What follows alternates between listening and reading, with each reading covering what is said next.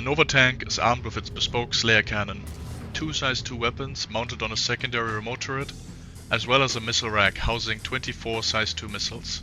It can store up to 60 tank shells. The Slayer cannon has extensive destructive power, slinging explosive shells over distances of up to 6 kilometers.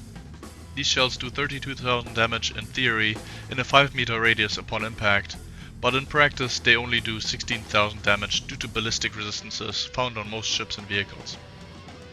To get the most out of your Nova when engaging other vehicles, you want to expose as little of your chassis as possible and fight around cover so you can reload in safety. This can require quite a lot of finesse due to the sheer size of the Nova, because it's 5 meters tall, 7 meters wide and 16 meters long. To put that into perspective, an M1 Abrams is about 3 meters tall, 3.7 meters wide and 10 meters long. Designs such as we have them in the real world would be fine with 10 degrees of gun depression as we find it on the Nova.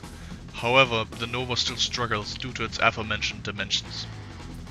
To mitigate the large dimensions of the Nova, it is recommended to turn shields off by default, because they trigger the Slayer shell's fuses.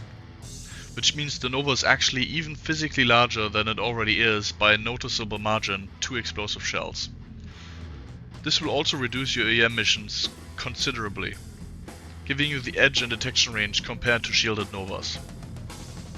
The 2 size 2 weapons are too anemic to really protect the Nova from aerial threats, and due to this it will be more appropriate to use it as a flexible option to engage infantry and lighter skinned vehicles to conserve ammo of the main armament. Currently, the Nova can only be deployed with the Hercules and 890, which greatly limits the flexibility of the platform and makes it a very niche pick for ground operations in the current state of the game.